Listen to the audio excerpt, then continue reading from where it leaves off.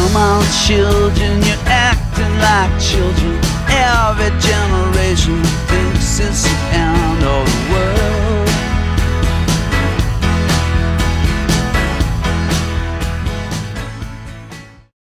Welcome to class today, ladies and gentlemen. We're going to be talking today a little bit about the presidency of John Fitzgerald Kennedy. The video that you just watched about the Cuban Missile Crisis was going to be a major part of this lecture. However, I think the video does a fine job of summarizing the Cuban Missile Crisis. And so I'll make just a couple points when I get to that portion of the lecture. Let's talk just a little bit about Joe Kennedy, who was the father of President Kennedy. Kennedy was an interesting guy. Joseph Kennedy made his fortune in the 1920s in the stock market and in bootlegging before that, and had been a lifelong Democrat who was very, very intent on becoming president himself. And when that wasn't going to be possible, when he just simply got too old, and Franklin Roosevelt was in the office for such a long time, then he was very determined to make one of his sons president of the United States.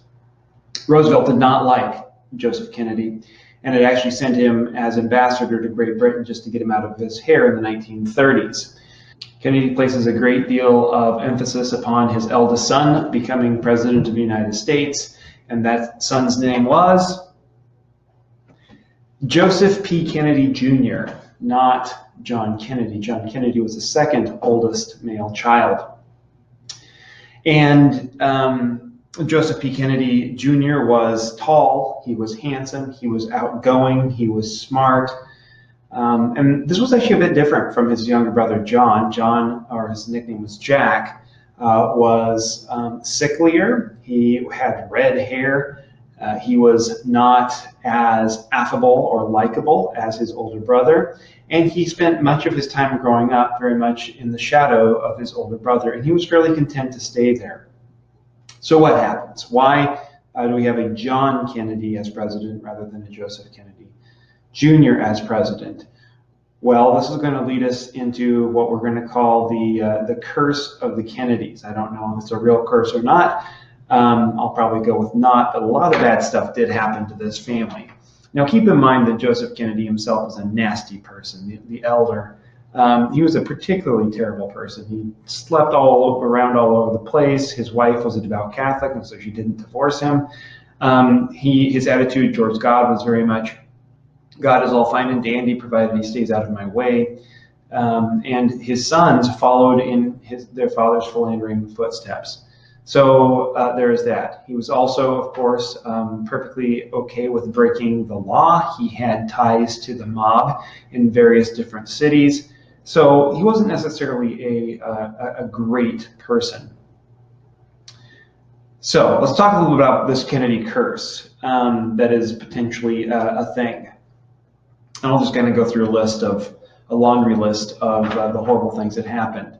In 1944, Joseph P. Kennedy Jr., after John Kennedy had become something of a hero in the Pacific, rescuing some sailors after a ship had been sunk by the Japanese, all of a sudden gets all the attention. And this makes Joseph P. Kennedy Jr. quite unhappy. This is his younger brother for the first time was really sort of getting the adulation and the love from his family. And so Joseph P. Kennedy Jr. volunteers for a very dangerous mission flying over France. He is shot down by the Germans and he is killed. And so all of the emphasis towards making one of the Kennedy boys president falls from Joseph P. Kennedy to John Fitzgerald Kennedy. Other interesting things, of course, have happened in this family that you may know.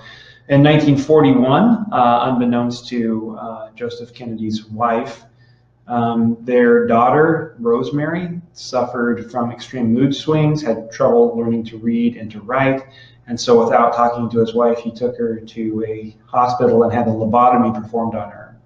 She pretty much turned into a vegetable, and she actually lived a long life after that. She just didn't know that she did. Then, of course, we have President Kennedy being shot and killed in 1963 as President of the United States. His brother Bobby running for president in 1968. was shot and killed by a guy named Sirhan Sirhan. We have the Chappaquiddick incident in the early 70s when Ted Kennedy drives his vehicle with a female inside of it into a lake, gets out himself, survives, but the female drowns. We have, of course, John Kennedy Jr., the son of President Kennedy, and his family got killed in a plane crash in 1997. We also have the eldest daughter in 1947 was also killed in a plane crash. And so this has led many people to wonder, maybe there is a Kennedy curse. Practically the whole family either dies in unusual circumstances, and there's more. I mean, feel free to look it up. There's more strange things. But regardless, the Kennedy family was an important household name for many, many years. Let's talk a little bit about the election of 1960. Nixon versus Kennedy. Nixon, of course, had been the vice president under President Eisenhower for 8 years. And he was not real well liked, but he was admired for being very, very smart. Kennedy, on the other hand, was charming and good looking and very well liked, but didn't tend to work quite as hard. After all, he had quite the eclectic voting record in the Senate. In fact, both Nixon and Kennedy had come in 1946 into the House of Representatives. Kennedy moves into the Senate, and then, of course, Richard Nixon moves into the vice presidency. Kennedy was handsome, and he was quite a charming person. People pointed out at the time there was a book that had been written, it was ghost written. That means that there wasn't an author attached to it, but and it won the Pulitzer Prize. I can't remember the name of the book off the top of my head, but Kennedy wrote the foreword to it, and many suspected that he had written the entire book. And Joe Kennedy helped to further these suspicions by buying an entire box of books to hand out to all of his friends, as if he was proud that his son had written it. Well, the truth of the matter is, he didn't actually write the book. He only wrote the first 7 pages of the foreword. It was something of a publicity stunt in order to get Kennedy extra attention. And by the way, you know, if you write a Pulitzer Prize-winning book, you are probably pretty smart. Richard Nixon, let's talk about him really quickly. He was from the great state of California. He had grown up quite poor. His dad had like a 12-acre peach orchard, and he had really worked hard to get where he was. He was very intelligent, and he made a name for himself going after communists in the 1940s during the early part of the Red Scare. He went after Alger Hiss. But the remarkable thing here is, unlike many of the accusations that Joseph McCarthy spread around, Alger Hiss actually was a communist, and he was a Soviet spy. So you might say that Nixon was part of the Red Scare, yes, but he actually did something useful in that. Okay, so compare the candidates on the issues. Where did they stand in terms of things like balanced budgets, government spending, government program, foreign policy? Well, in actuality, in most of these cases, they're almost identical. The Democrats and the Republicans at the time were quite similar. They believed in being involved in foreign policy. After all, Nixon had been the vice president of Eisenhower. And Eisenhower had been a very moderate Republican in favor of reasonable defense spending, and in favor of reasonable budgets, in favor of basically having economic guarantees in place so that the economy would continue working. And Nixon borrowed all these things, right? So he very much was in the moderate Republican mold. And of course, both of them were very strongly internationalist, and Kennedy was too. In the election of 1960, Kennedy was pointing out that if you remember from our discussion last time with Eisenhower and with the satellite Sputnik and the American attempt to respond to that with the Flopnik, or as I like to call it, the Kaputnik, many believe that we had a missile gap in the United States, that the Russians had more missiles than we did, more nuclear missiles. Well, the truth of the matter, there was a missile gap, and Kennedy knew it because he was on the Arms Committee. But what was the missile gap really? The missile gap was that we had far more missiles, 5-to-1 missile superiority over the Russians. Kennedy knew it, Nixon knew it, Eisenhower knew it, but the American public didn't know it. And of course, Kennedy began to harp about the missile gap, that we needed to close that. Knowing the truth, but knowing that Nixon wouldn't dare say anything to contradict him because of the secret U-2 spy planes that have been used to gather the information. And so once again, this just shows you that Kennedy is willing to play dirty politics. In 1960, for the first time ever, the presidential debates would be televised. There's actually only one debate that was televised, and I think this is a remarkable turning point in American politics. Previous to this point in American politics, during an election, whenever the candidates would discuss or debate, these things would be printed. You might hear some of the arguments over the radio, but the visuals never counted nearly so much as they did in this particular election. Richard Nixon, after campaigning hard, had come down with a bit of a cold before the debate. He was actually a little bit feverish when he went in to debate Kennedy. Kennedy had taken the previous several days off to rest. They were discussing backstage. They were actually kind of friendly with each other. They'd known each other for many, many years. And unlike today, where if you're a Republican, you don't dare talk to a Democrat and vice versa, because it's like talking to the enemy. You know, each accused the other of being Nazis. This was simply not the case in the 1960s. And of course, if you look at their positions were much closer together than the liberals and the conservatives would be today. So regardless, they're talking, they're chatting behind the stage. And a woman comes up to Kennedy and to Nixon to ask them when they would like to put on their makeup. And Kennedy responds and says, "I don't need any makeup, I'm good." And then she turns to Nixon, and Nixon says, "I don't need any makeup either." And then they go back to their dressing room, and Kennedy's like, "Okay, make me up." And so when they go out there, Kennedy's made up, he's polished, he's handsome. Nixon is a bit feverish, he looks a bit unshaven, he has no makeup on, and he doesn't feel very good while he's in the midst of this debate. So the debate happens, and I think the interesting thing about this particular debate, I'm not saying it decided the election, I think that the election was actually a fraud, and that Nixon actually won, but we'll get to that in a minute.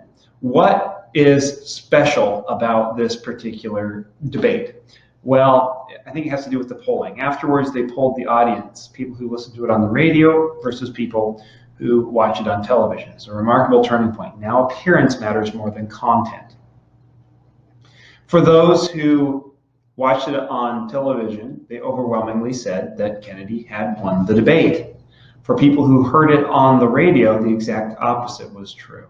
They said that Nixon had won the debate because they were listening to the ideas rather than just simply looking at how the two men presented themselves. Interesting moment in American politics. Okay, the election of 1960. If you look at the electoral map on your screen, you'll note that the electoral map is very close. This is one of the closer elections in U.S. history. And if you move 2 states out of the column of Kennedy and into Nixon's column, Nixon becomes president. Note that Oregon even votes for Vice President Richard Nixon in 1960, going Republican. Texas was very, very close, and so was Illinois. And in Texas, there were Democrats in charge of various places. And in Chicago, Mayor Richard Daley, a Democrat, friend of Joe Kennedy, was also in charge. And in both cases, there was dramatic voter fraud. When I say dramatic, I mean we're talking 100,000 to 200,000 votes potentially in Texas. People who were dead were voting. Well, I don't know if you know it, but dead people can't vote. They're dead. And they were all voting, turns out, for Kennedy. The dead people were big fans of Kennedy in Texas. And then in Chicago, you had in places over 100% turnout. Some precincts registered like 120% turnout, which if you know anything about math is not possible. You cannot have 120% turnout. I can't remember which precinct it was, but there was a precinct in Chicago where it was something along the lines of the 75 registered voters, 82 of them had voted for Kennedy and 3 of them had voted for Nixon. That doesn't really make sense. It doesn't work. And now I'm going to do something which is kind of unusual for anyone to do. I'm going to praise Nixon. Nixon made some pretty dramatic mistakes in his presidency. There is no doubt. Just watch a little bit about Watergate and you'll see how horrific that is. However, Nixon does something good here. The election was close, and there were accusations of voter fraud in several different states, of course, including Illinois and Texas. And even Eisenhower suggested that there be a recount because he believed that Nixon had won. And Nixon believed that he had won. And I think that Kennedy probably believed that Nixon had won. However, Nixon knew that when you were looking at the American capitalistic democracy that we had versus the Soviets, this recounting and disputing of an election would make the United States look particularly weak in the face of the Soviet Union. And so he decided that the best thing for him to do would be to relent and to acknowledge that Kennedy had won. So he did so. So, yay, go Nixon. Now, there's several things we could talk about in Kennedy's presidency. The Cuban Missile Crisis is probably the most important one. The vast majority of this I'm not going to talk about. It was covered in the video that you just watched. Towards the very bottom of your screen, you'll notice there's me, hi, and then it says of pigs. That's supposed to be Bay of Pigs. I think that we have to understand that Kennedy makes a dreadful error here. The plan had been developed under Eisenhower, but Eisenhower had no intention of using it and believed that it was a bad idea. And when your book says otherwise, your book is telling you wrongly. Tyndall got that wrong. Eisenhower knew that this was a bad idea. Well, firstly, what is the Bay of Pigs? How about this? In 1959, Cuba falls to communism. We know that. Castro comes to power. Castro has a good relationship with Khrushchev in the Soviet Union. Many Cubans had left as refugees and had been welcomed to the United States. Obviously, if the United States had a direct attack, that directly attacked the Cubans, this could be a very bad thing because the Russians might respond. And so this fools no one, by the way. The idea was, let's have Cuban refugees armed, and they can invade Cuba to try to take Cuba back for the non-communists. Well, this is known as the Bay of Pigs. It is a total fiasco. Nobody in Cuba rises up to help them. And when, of course, this is a bit of hyperbole, but when they see that the guns all say Made in America, everyone knew who it was. Everyone knew who it was really before that, though, as well. And so in response to this, among a few other things, Khrushchev decides he's going to put nuclear weapons in Cuba and point them at the United States.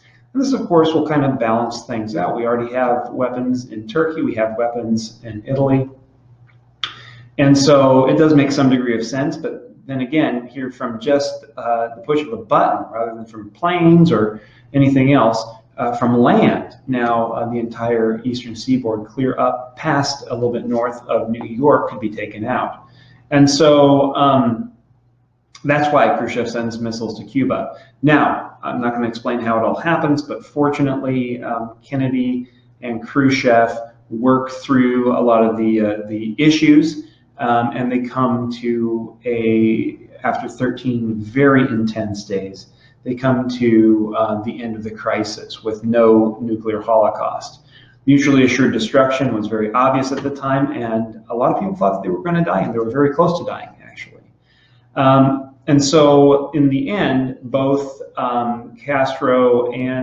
both Khrushchev and Kennedy worked out an agreement. We would pull the missiles out of Turkey and out of Italy about 6 to 8 months after Khrushchev immediately pulls the missiles out of Cuba. So that's what happens.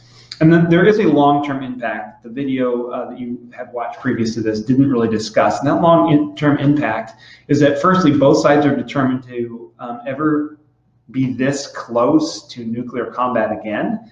So that's good. And secondly, if you remember, Eisenhower and his administration had worked towards developing a nuclear test ban treaty with the Russians and had failed at doing this. Khrushchev was not interested in making this happen. Well, JFK gets his nuclear test ban treaty largely because of renewed negotiations. And this has to go also with the idea that we don't want to be this close to nuclear destruction again.